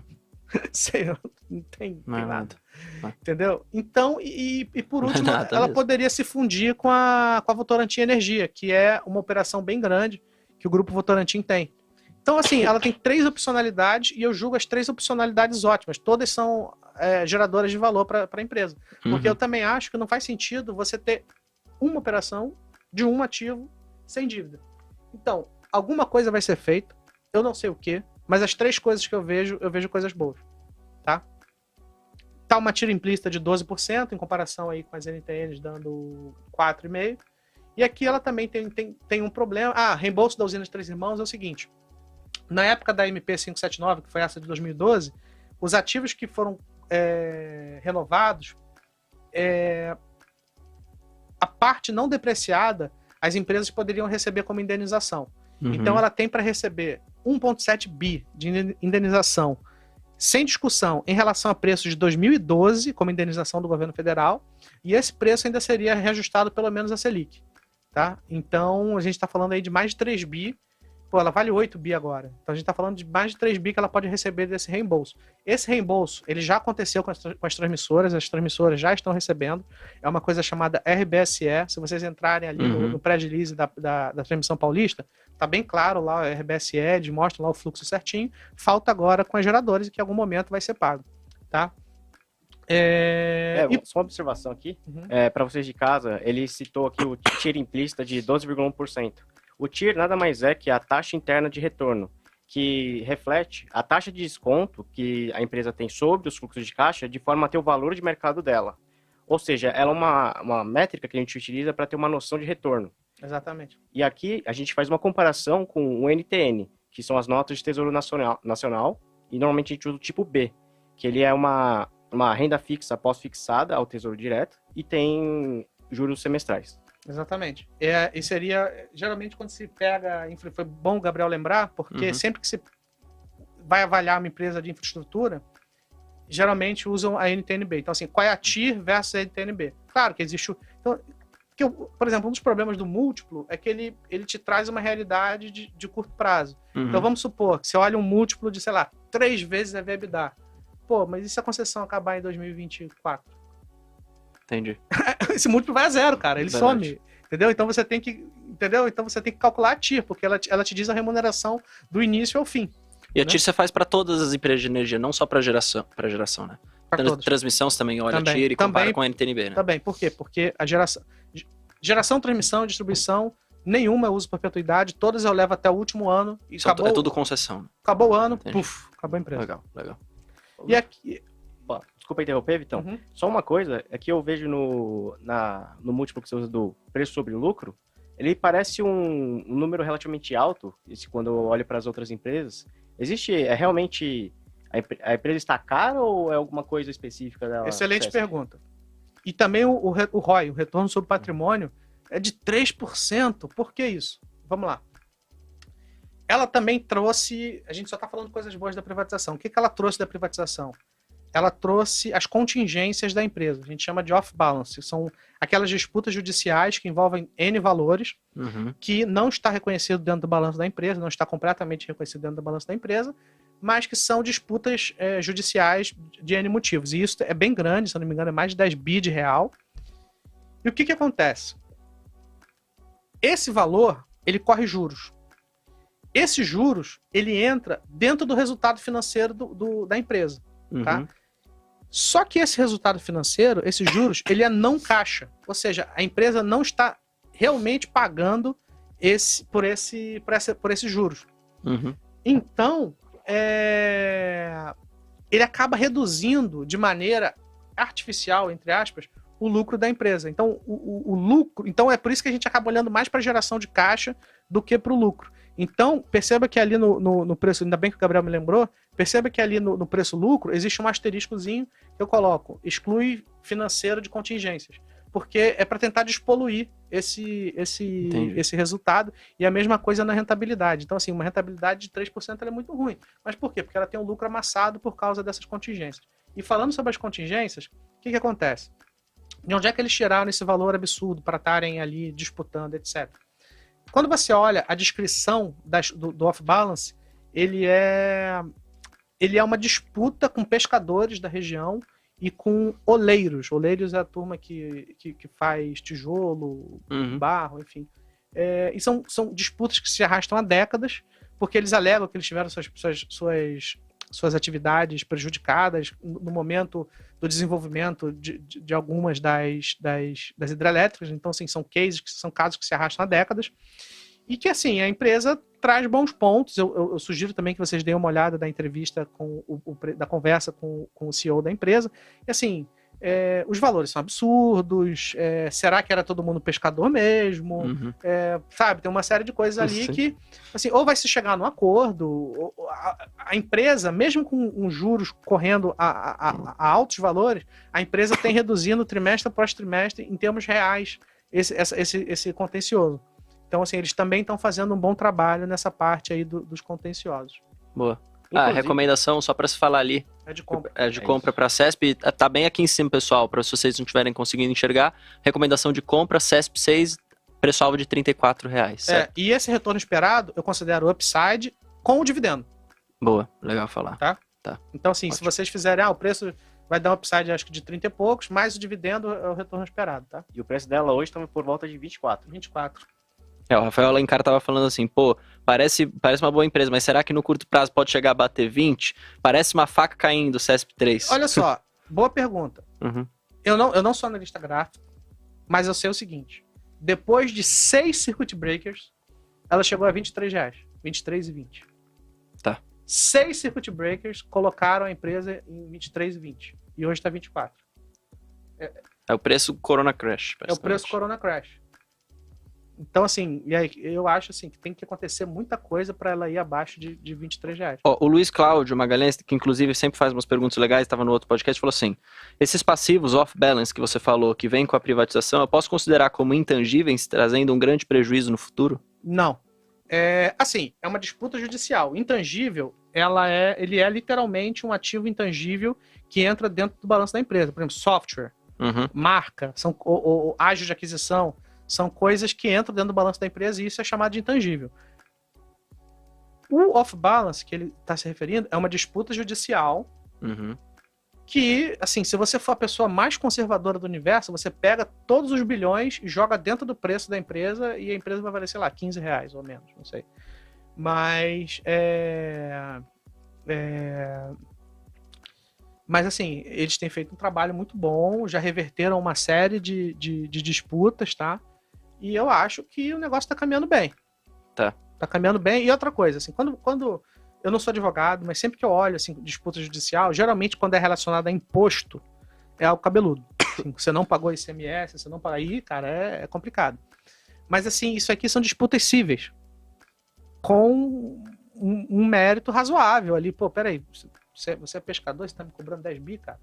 Entendeu? E, pô, será que não vamos chegar num acordo? Então, pô, peraí, será que você era pescador mesmo? Pô, Então você acha que existe o risco, mas é que ele não é... Enfim, se você fosse muito conservador, você falaria que todo esse processo entraria na empresa e foda-se, mas não é basicamente... Você acha que vai ter algum acordo, Exatamente. que já está trazendo isso há décadas, anos e anos e anos, e não tem em nada? 2 anos, esse contencioso ele tem caído. Ah, Mesmo tá, legal. é um negócio que corre a uns juros acima de 10% ao ano. Uhum, Não caixa. Mas quando você olha, ele está caindo em termos reais. entendi. Entendeu? Boa. Então eu acho que o trabalho tem sido muito bom. Então é um case que tem algum risco. Inclusive já vi um erro aqui. Engie tá 49 o preço-alvo, tá? Não é 27 não, gente. Boa. Só uma outra pergunta última de CESP que o Sérgio fez há bastante tempo, eu já tinha perdido a pergunta dele. Ele comenta sobre a possibilidade de fusão da CESP com o controlador, que é a VTRM, que é a Votorantim. Eu acho que pode acontecer. Aí tem que aguardar os termos. Né? Tá. Eu acho assim que uma derivada dessa pergunta é o seguinte. Os caras têm um ativo maior aqui, que é a Votorantim Energia, e tem um ativo menor, que é a CESP. Então, se eles têm 100% da Votorantim Energia, em teoria, faria sentido eles fazerem uma proposta de fusão com uma relação de troca desfavorável. Por quê? Porque eles têm um stake econômico, eles têm uma fatia econômica maior na Votorantim Energia. Uhum. Então, faria até sentido eles incorporarem a valor zero. Assim, tô falando um valor absurdo, tô falando uma realidade absurda. Por quê? Porque eles têm 100% da Votorantim Energia. Mas aí, eles têm um outro sócio, que é o grupo canadense, e tem os minoritários que vão bater bastante panela. Entendi. Entendeu? Então, assim, eu acho que uma eventual fusão... E a esses preços, cara, mesmo que eles façam uma proposta ruim, eu duvido que não vai ter upside. Entendeu? Mas Boa. eu acho assim, que aí, pensando do lado da Votorantim Energia, eu acho que eles estão esperando, eles estão aguardando aí não só a discussão de Três Irmãos, como pelo menos a redução aí do risco do contencioso. Tá? Tá. Porque senão a empresa, enfim, pode ter uma variabilidade muito grande no valuation da empresa. Legal. Sobre Engie, só para falar de novo, pessoal, ali o preço-alvo tá errado, não é 27, é 40 e... 49? 49. Dei mole. Mas, cara, a Engie tem certeza que a maioria do chat deve ter. É uma empresa de muito... O pessoal ficou falando aqui, Engie é uma baita empresa. É uma baita empresa, assim, não acho que esteja cara. Inclusive, desde o meu início de cobertura, ela caiu um pouco, ela saiu ali de 49, foi a 38, então você caiu quase 10%, e tá 39 alguma coisa. Uhum. Então é um case bom, cara. Assim, não sei se alguém tem alguma dúvida, mas eu acho uma empresa que... Um dos questionamentos de respeito ao acidente, né, que teve recentemente, de uma das linhas de transmissão. Eu escrevi uma nota sobre isso, mas assim, eu fiz o quê? Primeiro, assim, foi uma torre que caiu, que infelizmente matou 7 trabalhadores, e deixou alguns enfim, internados, etc. Enfim, uma notícia triste. Mas o projeto tem 1.800 quilômetros de extensão. Ele liga um estado ao outro. Uhum. E foi uma torre que caiu. Então, assim, a outra parte do projeto continua sendo desenvolvida. E, assim, aí eu fiz uma simulação. Pô, e se o projeto atrasar 1 ano? A destruição de valor para a Engie é de, tipo, 25 centavos. Entendi. Tá? É muito pouco. Então, assim, que atrase mais 1 ano, tá? 50 centavos, em linhas gerais. Ela tem proteção ao GSF, como a gente comentou mais cedo. Tem um ativo de gás, então assim, essa equivalência patrimonial que você está vendo é essencialmente a TAG, que foi comprada da Petrobras, e assim, considerando o novo marco regulatório do gás natural, faz muito sentido que ela continue fazendo aquisições na parte de gás e tentando expandir sua malha ao longo do Brasil. Então foi uma movimentação que eles fizeram antes mesmo da passagem do marco regulatório do gás. Então assim, foi uma coisa assim, e eles são operadores lá na Europa, tá? Então assim, é uma empresa muito boa, que infelizmente passou por esses problemas aí da linha de transmissão, que é bem triste, e que está mais barata do que quando estava ali no meu início de cobertura. Então, assim, eu não sei nem o que falar, né? Paga bom dividendo também, está num preço bom. Eu acho que ela está apanhando um pouco por causa do GSF, mas também por causa da tributação de dividendos, né? Então, é isso, assim, não sei nem o que falar da Engie. Sinceramente. Boa. E falando da AES Brasil, é uma excelente empresa. Ela é um player de dividendos. eu já vou tentar falar tentar pegar o big picture aqui. Às vezes o pessoal fala, pô, excelente empresa e venda, mas por quê? Pois é, isso tá errado também. Tá errado? Ah, tá. Desculpa. Boa. Eu até sei que arquivo foi esse que tá errado, mas... Quer mudar? Se você acha que apertar ESC aqui, você consegue mudar. Não, tudo... não, tá? Sim. Vê se você consegue escrever aí. Meu garoto, aí, a gente resolve tudo aqui na hora, ó. Não, porque eu assustei também. Eu falei, pô, excelente empresa, tava falando bem, do nada, venda. Tá. Mas o preço tá seguinte, certo, né? Preço 16. Tá. É isso. Boa. Tá. Para não cair na mesmice da Engie, é uma empresa muito boa, não tem muito o que falar. Eu vou... Se eu tivesse que colocar numa ordem entre Engie e... O que eu vou falar, o que eu não gosto na S Brasil. Eu sei que ela paga dividendo, a turma gosta e tal. Mas o que eu não gosto na S Brasil? Se eu tivesse que elencar qualitativamente as empresas. Uhum. A S Brasil, ela entrou no Brasil, se não me engano, não sei se foi em 99 ou em 2000. E desde que ela entrou no Brasil, ela ficou 20 anos só pagando dividendo. Ela não investiu em nada, não renovou o portfólio, etc. E agora, como comentei, a concessão dela ia acabar em 2028, assim, 70% da concessão dela ia acabar em 2028, ela conseguiu estender por mais 2 anos, mas ela está no último terço das suas principais concessões. Uhum. Ela começou a fazer aquisições. Que eu acho que ela viu, opa, peraí, entendeu? Ela começou a fazer aquisições. Porque senão se chega no final da concessão e não tem nada, basicamente a empresa acaba. Tá. Ela começou antes tarde do que nunca. Uhum. Né? Algumas aquisições não foram condições atraentes, outras foram, tá? E a última aquisição que ela fez, eu não vou lembrar o nome do ativo, mas pareceu ter sido bem razoável, mas ela fez ela fez a aquisição de um ativo chamado Alto Sertão 3, tem Alto Sertão 2 e Alto Sertão 3, que foi uma aquisição que, quando você fazia a conta, fazia muito sentido que ela fosse anunciar uma capitalização. Uhum. Então, assim, o problema dela anunciar uma capitalização é que você dilui a atual base acionária e tende a pressionar o preço das cotações. Então, assim, à medida que ela for continuar com essa política de aquisição de empresas já operacionais, enfim, pode ser que ela venha a mercado e isso pressiona um pouco as cotações. E eu não gosto. Então, o que acontece? A Engie, que antes se chamava Tractibel aqui no Brasil, quando ela entrou no Brasil, ela pegou uma faca, botou nos dentes e foi para dentro. Comprou um monte de projeto, participou de um monte de leilões e acertou muito mais do que errou. Uhum. Então, ela sempre foi uma empresa muito proativa no que diz respeito ao crescimento orgânico e inorgânico. A AS Brasil, não. Essa coisa dela começar a se mexer, ela é muito recente. Então, eu prefiro uma empresa como a Engie, que faz as coisas com qualidade entre erros e acertos, do que uma STT, a AS Brasil, que ficou ali, etc. E ocorreu recentemente, deve ter um ano, o caso da Eneva. A Eneva propôs ela fez uma oferta hostil para comprar a AS Brasil, propondo uma parte da aquisição em caixa e uma outra parte via troca de ações. Uhum. Quando você fazia o cálculo, eu não tenho cobertura da Eneva, tá? Mas eu sei que é uma boa empresa, inclusive a gente discutiu aqui com o Rodrigo da Rix Capital, né? Lembro. Eu lembro que assim, quando você fazia a conta, você pegava o preço da Eneva naquela época, vezes a relação de troca. Cara, aquilo ali colocava a AS Brasil em praticamente R$19, mais ou menos. A ação nunca mais voltou nesse patamar, tá? Era um preço maior do que qualquer preço de mercado que a empresa tinha. E como se isso já não fosse o suficiente, eu acho que os controladores da empresa foram muito duros na resposta, pensaram muito pouco no minoritário, na minha opinião, e teve um princípio de discussão societária ali, porque existia a discussão se eles iam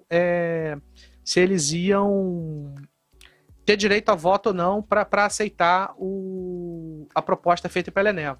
E além disso, a Eneva continuou subindo, o preço da Eneva continuou subindo, e que quando você fazia a relação de troca, considerando a proposta de alguns meses atrás, dava quase R$30 por ação para a Eneva. Para a Eneva não, desculpa, para a AS Brasil. Então foi um evento assim, super gerador de valor para a Eneva, que acabou não se materializando, mas que eu acho que o management da empresa foi muito dura, com riscos de disputa societária ali. Assim, eu não gostei da postura deles, tá? Então, assim, a Engie ela tem sido mais razoável sobre esses aspectos. Então, se eu tivesse que colocar qualitativamente as empresas, eu coloco a Engie em cima da AS Brasil. Tá? E eu acho que a R$14 eu prefiro a CESP, Engie e a AS Brasil. Boa. Se a AES Brasil for aí para uns 12, 11, quem sabe eu mudo a minha opinião. Já que chegou aqui no final, eu só vou fazer umas perguntas aqui que são interessantes aqui que o pessoal perguntou.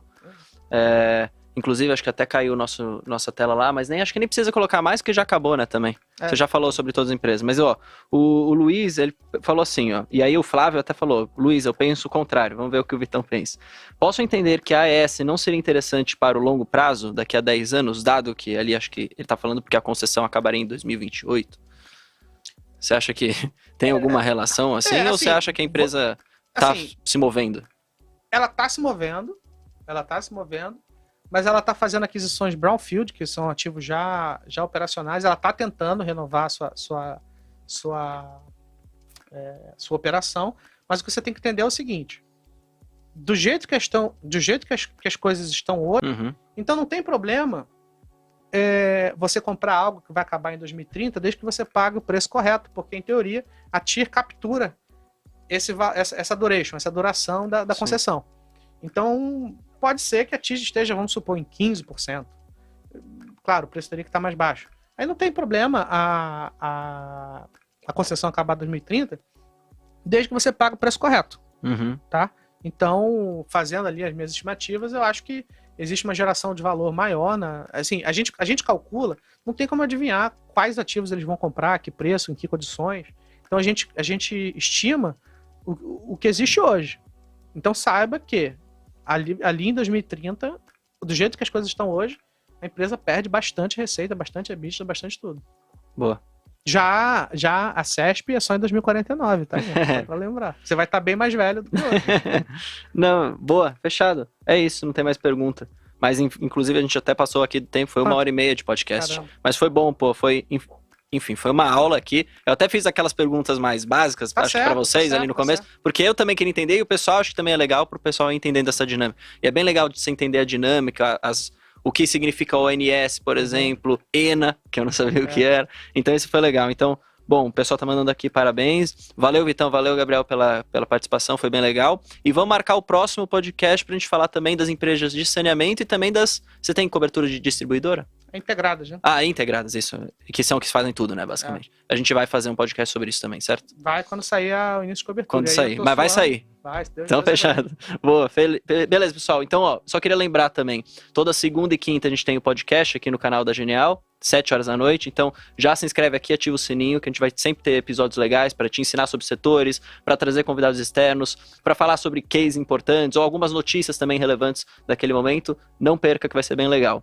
E também, claro, deixa o like aqui nesse vídeo, que ajuda a gente. E se tiver alguma pergunta a mais depois, se você estiver assistindo isso aqui sem ser ao vivo, pode deixar aqui nos comentários que a gente volta para responder.